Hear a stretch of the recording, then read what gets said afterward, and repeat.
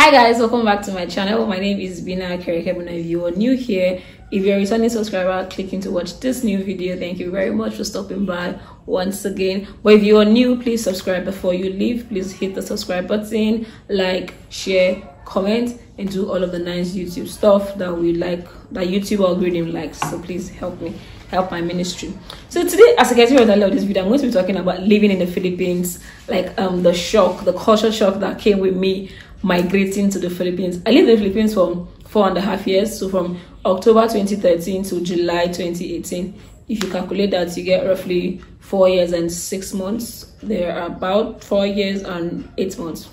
I don't know, Sharon was 5 years. So let's just I lived in the Philippines for 5 years, and yeah, this was my culture. This was my observation from living in the Philippines. I'm going to talk about this topic with 10 points of mine. To convince you and not to confuse you. And I'm going to be talking about this with respect to 10 different subheadings. I'll be saying different things that came as a shocker to me, and I got this inspiration from Tola Lucy's channel. Tola Lucy is a Nigerian based in South Africa, and she talked about her living in South Africa, the differences, the cultural shock, and all of that. I will leave her channel in the description box. You guys can go and check it out and subscribe to her channel and tell her it came from Bina. Okay, so let's start. Number one, the first thing that I noticed when I landed in the Philippines was lights, like constant light. And first of all, the first thing, like I would say, was the street lights, because we landed in the night.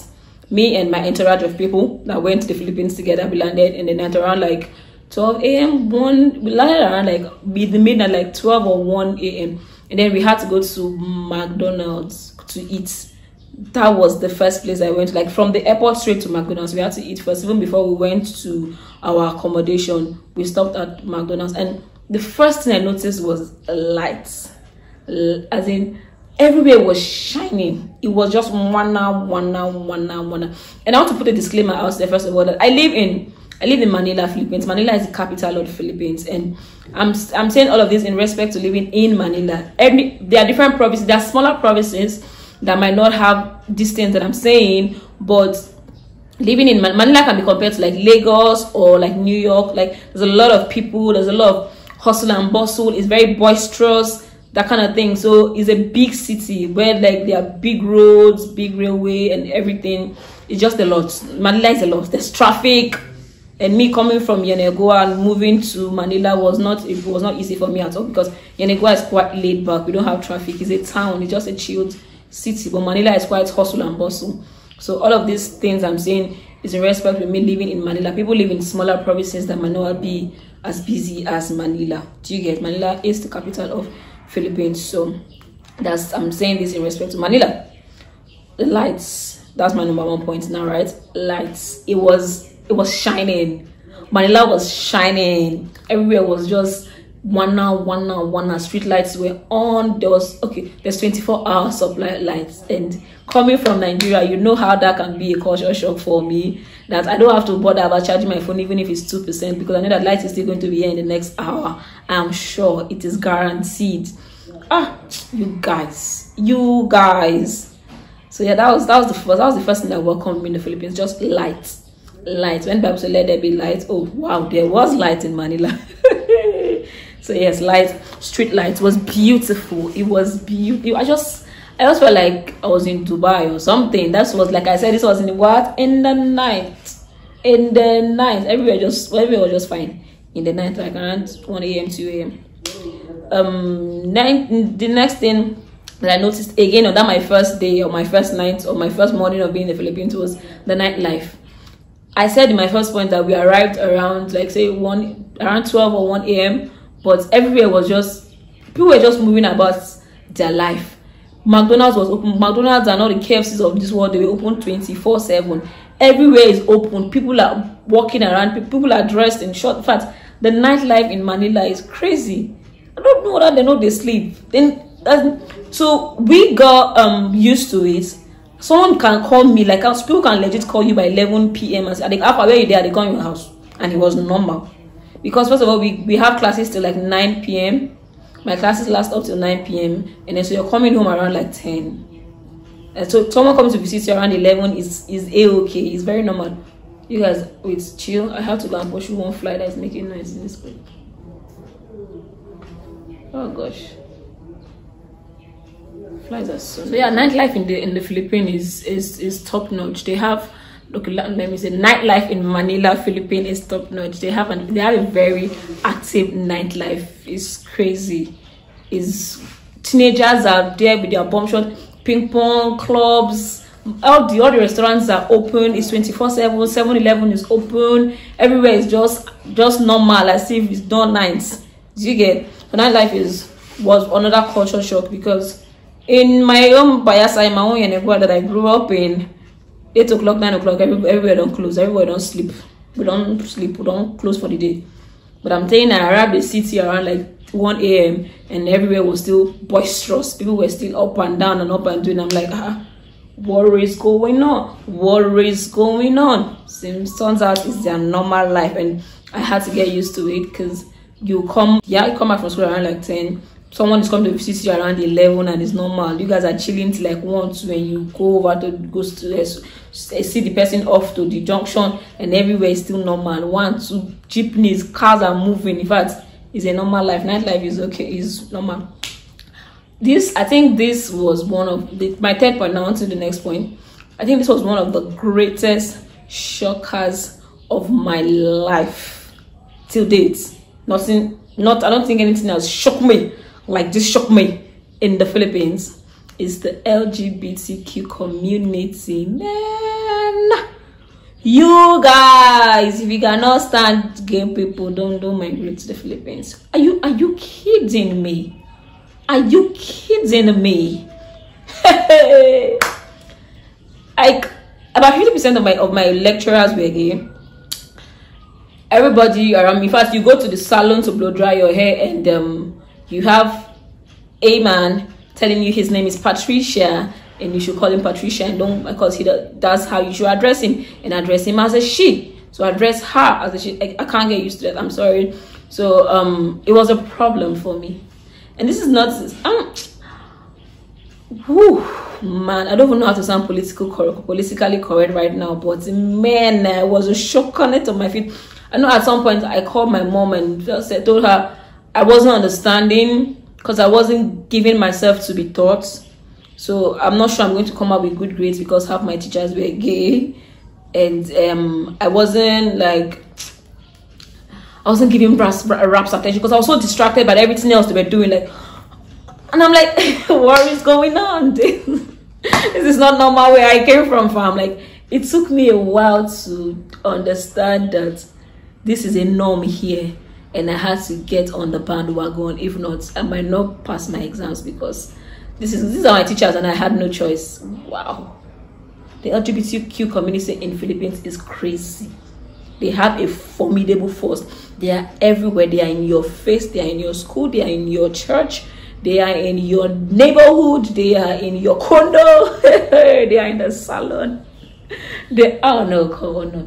You just have to find a way to get around it, because it's a thing. It's a strong thing in the Philippines. So this is a disclaimer out there. If you're not comfortable with gay people, don't move to the Philippines. Do not migrate to the Philippines, because they are everywhere in the Philippines. I mean, even if you watch Filipino movies, you will see that they have a strong gay presence. They have a strong LGBTQ presence in the Philippines. So if you're not going to be comfortable with it, if you have made up your mind, if you're rigid that you don't want to shift, then don't move to the Philippines. That's all I got to see, because they're in your face, literally in your face, man.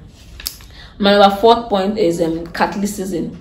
Filipinos are Catholics. Majority of them are Catholics. I think this stems from the fact that they were first colonized by Spain. So like most of their grandparents they speak Spanish. Most of their surnames are Spanish. Luis, Santos, De La Santos. Most of their surnames are like that. Pedro, yeah. So but their Catholicism is not the same as Nigerian Catholicism. If you're a Catholic in Nigeria, you think you can just easily blend into the Philippine Catholicism because they are Catholics. It's not the same. It's not the same. They are quite soaked in. They're quite, the word is not coming to me right now, but They are very Catholic. They're very Catholic. Like, they drive past the church building and then they have to do sign of the cross. They have altars at different points of the streets. So if you're walking on the streets, different clothes, if this junction and that junction, you have like a small altar with the sculpture of Mary, and then there's rosary on top, and then they are burning incense, and then you're doing all of those things on the road. It's a norm in the Philippines. When it's Ash Wednesday, if you're walking everywhere, you see everybody with ash on their forehead because it's Ash Wednesday. Everybody, almost everybody is a Catholic. Almost everybody have ash on their forehead. Catholicism is strong, and it's not like we know it here in Nigeria. It's quite different. It's quite deep. It's not the Catholicism we know in Nigeria. That's just what I have to say. They have a strong Catholic presence. In fact, their fathers and their nuns and their everything they're like God to them. So don't even try and want to talk down on Catholicism. They don't know much about the Holy Spirit. They don't know much about being born again. If you go and ask your fellow classmates and say, how are you Christian? They tell you, I'm Catholic. They don't even want to know if they are Christian. I don't know if you say, are you Christian? Like, say you want to preach to somebody, for example, you ask them, are you a Christian? They're like, I'm Catholic. I say, are you born again? They're like, what's born again? They don't understand what you mean. They just know that they pray the rosary, they go to church, they collect ash, they do all of those religious things. I don't know if they really have a relationship with the God. You know, when the Bible says having a form of godliness but denying the power thereof, yeah, something like that. So it's all about the religious festivities to them. Everything is this is how it's done in the Catholic way. So this is how I'ma do it. You get Catholicism is a strong thing in the Philippines, and that came as a shocker to me because the Catholic that I know in Nigeria is not the Catholic that I met in the Philippines. They are quite different. I want you guys to know that and know peace. If you're a Catholic and you're moving to the Philippines, it's not the same thing. You get it? Okay. Number 5 point is the language. Okay. And now Filipinos speak English and Tagalog. In Manila, once again, Manila, they speak Tagalog. There are other languages in other provinces. I think in Cebu, they speak Cebuana. In some other provinces, they speak Ilocano. I think they speak Ilocano. There is Visayas. There are other languages, but like I said, I lived in Manila for 5 years, so Tagalog is all I know. Yeah, and they speak Filipino and Tagalog, so they call it Taglish. So you're talking to somebody, and then you're mixing Tagalog inside English, and somehow along the line you have to get lost, or you have to roll with the conversation and try and remember the small Tagalog that you know and try and understand what the person is trying to say, because most of them don't speak fluent English. There's a very small population that speaks fluent English without having to put Tagalog in it. To get it's very different from, like, let's say in Nigeria, because we have so many languages where we can go all the way without putting any this thing, apart from people that are like maybe Yorubas or Igbos that are very big on their language and speak English, and then they're putting their languages inside. For the most part, an average Nigerian that is talking to a stranger would not be speaking their language, but Filipinos mix it. And then when they feel like they don't have the right word in English, they do this in the nosebleed. Nosebleed. And they say nosebleed, they mean they don't hang. The English shabook. They have exhausted their English subscription at that point, and they don't have the right words to say to you, so they'll say nosebleed. Like, I'm bleeding. It's stressful. It's stressful for me to complete this sentence, and I'm about to make in English. So that whole nosebleed situation happened a lot. Yeah, so what they speak Tagalog and in English in Manila. So it's called Taglish. They call it Taglish on radio, TV, everywhere. They're mixing English and Tagalog, so you have to find a way to understand what they're saying. Yeah, major languages spoken in the Philippines is in Manila, Philippines, is Tagalog and English. So it's called Taglish. They blend it together. They speak English and Tagalog. They're mixing it together, and they expect you to understand. So you find a way to understand it, or you just said even in class, like some lecturers, if you're a foreigner in class, they make you raise up your hand when they are speaking too much Tagalog when you can understand. So they're like, they let you know before time. Like, if I sway too much to the Tagalog side, please let me know. Just raise up your hand, and I'll know that there's a foreigner in class. So then I'll go back to English. So that's what you just have to do. That as if you're a foreigner, when your teacher is teaching, and then they start speaking Tagalog and you don't understand, just raise up your hand. You will remember that there's a foreigner in class, so they have to go back to English. So yeah, English and Tagalog is what we speak in Manila. Number 6 points, right? I think That's the food. Food was mostly rice and bread, by the way. Different kind of rice. Any rice, they're eating rice people ever. And rice and their sauces that they make, right, that they love. I wasn't eating Filipino food because I didn't like them. I didn't like Filipino food, so I wasn't eating. There was too much garlic and sugar. So they put sugar, sometimes they put garlic a lot. And me, I don't even like onions, so I couldn't even start garlic at all. That it was no, because they put garlic in almost everything, and I cannot eat garlic because I don't like garlic, so I wasn't eating Filipino food. Yeah, okay. And then there's even their street food. There's balot. Balot, I think is, I can't explain it. Let me not talk down on people's country food, but Filipino food wasn't my favorite thing in this world. And I'm not even open to food, to be honest with you. I don't even like trying different food, but I try to want to try. Even when I travel, I'm like, okay, let me see what is on this other side of life. For Filipino food, I couldn't. I just could not, because there was garlic. Even the smell offends me. Everything offends me. So no, I did not eat Filipino food. It came as a culture shock to me. No. I did not. I don't like Filipino food. So I was cooking my food by myself, eating my Nigerian food by myself. I didn't eat in restaurants a lot, except I go to like an high-end restaurant where on the menu you can find something that you like. But even KFC and McDonald's and all those things, most of their sauces had garlic in them. So I wasn't going to KFC's, the KFC's of life a lot. I think what I was doing was eating pizza. I ate a lot of pizza a lot. Burgers,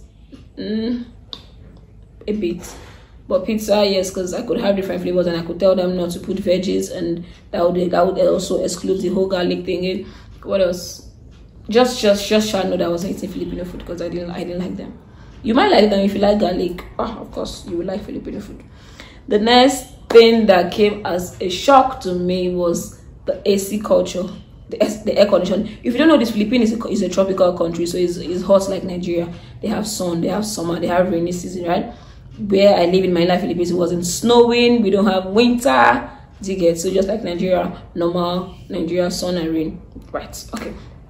But there was AC in almost every public building. My school, for example, as soon as you enter from the gates, is AC all the way. There's AC everywhere. In a small class, my school, a class is usually a maximum of 30 people. So it's 30 or less. You have some classes just 5 people. So it's a small room for just 30 people, maximum of 30 chairs. And but you have like 2 split units inside that small room, 2 split units and a fan. So then they on everything. You walk into a mall, the AC is on. You walk into a hospital, the AC is on. Everywhere that is a public place that is enclosed. It's not like parks, obviously parks and zoo, all of those ones are open spaces, so there's no AC. But as soon as you get into an enclosed place that have doors and windows, then there's air conditioning involved. The air conditioning culture in the Philippines is crazy because it's hot and it's rather more developed than Nigeria. So they have air conditioning everywhere that is a public place that has doors and windows. That was a shocker to me because I didn't see that many ACs in this country, inside the hospital or inside of anywhere. I was not seeing any AC like that. When in the Philippines, there's AC. There's a lot of air conditioning around in the condo, in the house, everywhere. There's AC because it's a hot country and they're more developed. So if you get to the Philippines, you enjoy AC. The next thing that also came as a shock to me, shook me is the poverty rate. Yeah, they're quite poor. They are. You're walking on the road and someone calls, a child comes and say, "Give me coins, give me money," and they assume that foreigners have money. So if you're black, I mean, you should have money. If you're black, you're probably American. They think every black person is black American. So they're like, "Are you African? You African? You American?" I'm African. They say, "Oh, you African?" That's all they want to do. They don't want to know if Africa has another country. To them, Africa is a country. So you African, you must have money. You American, you must have money. So people, children walk up to you and say, "Give me coins, give me coins, give me money, give me money." Me, I'm like, your grandpa give me money to hold out. They don't say please. They don't say please. They just walk up there and say, "Give me coins, give me coins, give me money, give me money." Give you what? Why? And At first, I used to be quite sympathetic and give them, but we were advised not to give them. We rather buy food, because the smoking culture is also very high. A number of them smoke. A lot of my classmates smoke. Smoking is a thing. They have smoke breaks here and there. So if you give these children on the streets this money, they go and buy cigarettes and then they smoke. So now you have fueled somebody's bad habits. So it wasn't advised to be giving them money. If you give them food, then that's more preferable. And they can legit beg food from your mouth. I know, you know how in Nigeria, like, a beggar cannot be eating bread. That's why you say, give me the bread that you are eating, or give me the biscuit. They would want money, you know. This one, they will beg you. If you are drinking Coke, they will beg you for that Coke that you have drank half bottle. They will take it and then they will drink it. If you're eating bread, anything, as long as you're outside, they will beg you for the half, and you give them, they will go chopper. They will go chopper. It was so shocking to me how poor people, like, people live on the street, people live on the road, street life, hobo life in that Manila. Crazy. People don't live on the streets in Bayelsa. Not like that. I don't see that. I say mad people. I don't see many people living on the streets, but in Manila you see a whole family, a man, his wife, his children, they're on the road living with their child in a shanty, or just in between, where they just spread something by the roadside at night and sleep. In the morning they wake up and then they start begging for their daily bread, and then at night they come back and they can sleep on each other. Sometimes if you wake up around 7 o'clock when they never come up for their bed, the man and the woman, they are led and they on top of each other for by that roadside, though, they can be cozy. I'm telling you. They can be so cozy, so lovey-dovey with their small child that hasn't eaten, that's probably out begging. They are living. Poverty. I saw poverty like this, my eye open. I'm like, people that doesn't be poor. Who poor? You know, poor. If you never go to Philippines, you never see poverty. People poor. I don't believe. It was so shocking to me. Come as a shock to my life. People are poor, man. Next point of mine that was also a shocker to me is the fact that university students wear uniforms. Yeah. Most schools in the Philippines, college students, you are studying for a BSc degree and you're wearing uniform to school. Hello. Hey. In my school, we were wearing uniform, but that was one of the few exceptions. It was one of the few exceptions in the Philippines, because most schools wore uniforms. It's a shock. It was a shock to me. But yeah, they wear uniforms to school, even in universities, most of them. And then my 10th and final point that came as a shocker to me was the number of old people that I saw. You never see that guy play old people before. I mean, well, we know that Asians age well, so Filipinos age well too. But you know how it is that most of our grandparents live in the village. In Philippines, no, it's not like that. Most of the grandparents are living with them in Manila. And you're walking on the road, and one old woman is walking by herself, and she's blocking the whole way. But all of us, we have to wait behind her because she's walking. So many old people. And I used to be afraid of old people before I left Nigeria, because I didn't go to the village frequently. I didn't have that many old people living around me. Really, I've not seen that many old people in my life. Moving to the Philippines, there were old people everywhere. All my neighbors, everybody had their grandparents and their grandmother. The owner of my condo was quite an elderly woman, and she always had like rings all in her finger. It's red lipstick on her mouth was scary. She was always adorned in jewelry. She had like neck pieces. What do they call them? Rings. That one was scary, but there were so many old people in the Philippines, man, like so many. And I think one of the contributing factor for why most old people lived in the city with their children is because there are old people discounts. So there's old people discounts in the mall, old people discounts in everywhere, and then there's old people queue. They prioritize the elderly and the physically challenged. So if the queue is long from here to Sokoto, you see old people queue. The old people queue is short.